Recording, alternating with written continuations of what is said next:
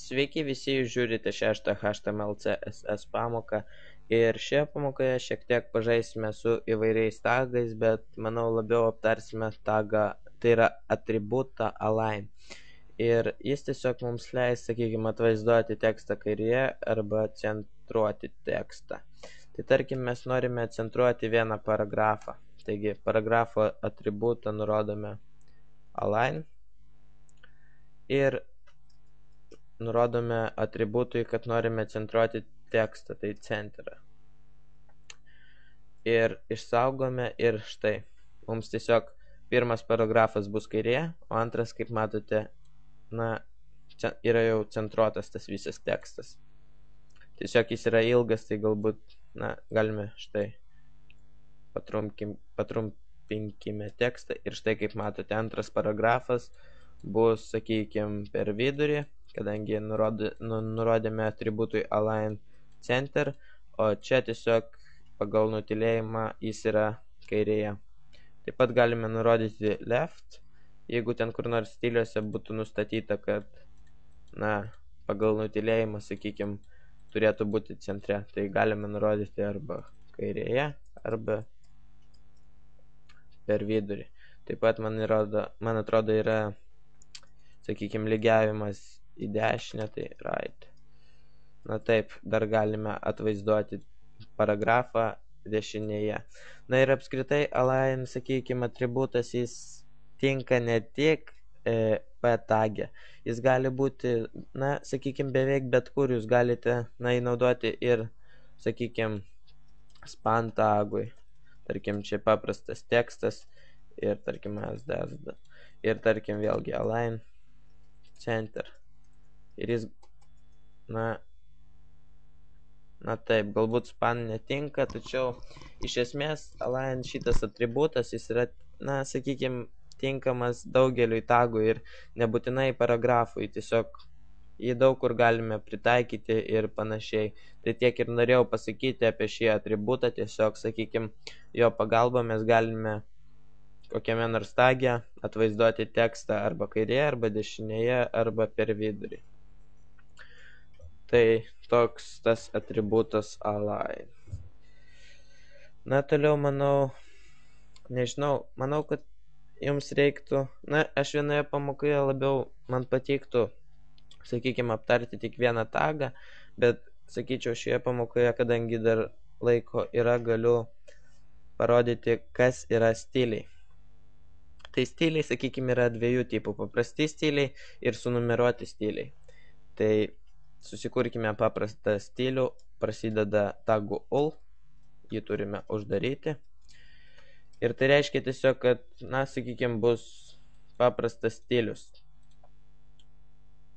Ir čia turime nurodyti tagą li.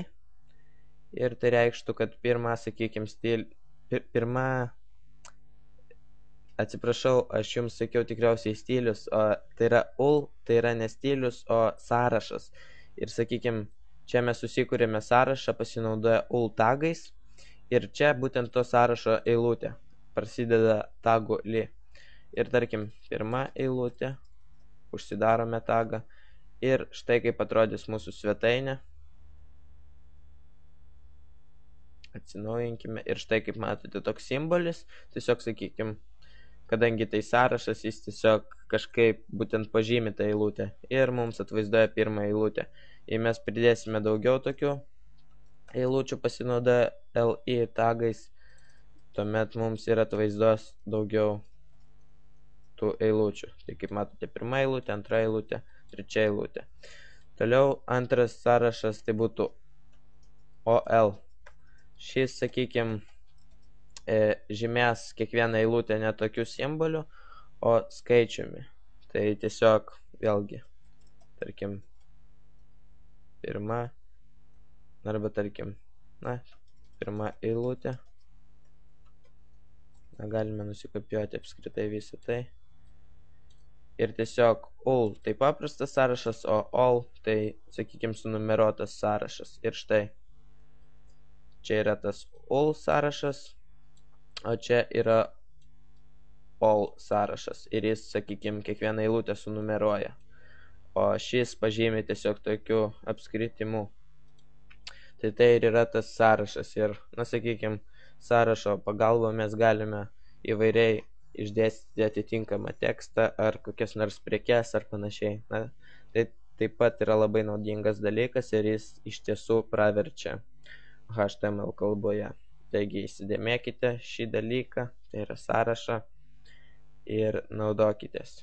Taip pat, manau, galime pasinaudoti, nežinau iš tiesų ar pavyks su atributu, bet su stiliais tai galima įvairiai pasikeisti būtent tos sąrašus, įvairiai jos atvaizduoti, bet pabandykime panaudoti atributą align ir tarkim center. Ir pažiūrėkime, ar mūsų sąrašas bus per vidurį.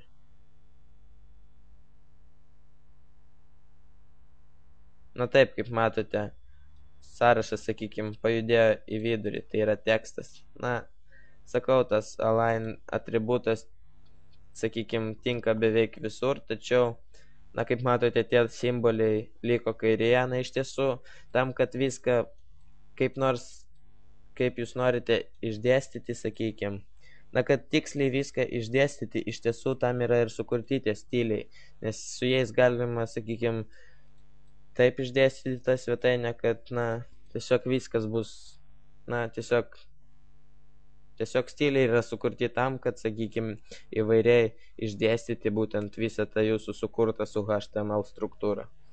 Tai iš tiesų tiek ir norėjau parodyti šioje pamokoje, tai išmokome, sakykime, atributą align, kuris gali, sakykime, stumdyti jūsų tekstą iš kairės į dešinę, arba, taip pat išmokome stilius all ir all, tai vėlgi all stilius tai tiesiog paprastas stilius, o all stilius, sakykime, sunumeruoja kiekvieną eilutę. Tai ačiū, kad žiūrėjote, jeigu kas neaišku, klauskite komentaruose ir nepamirškite prenumeruoti bei laukite kitų pamokų. Ačiū. Viso.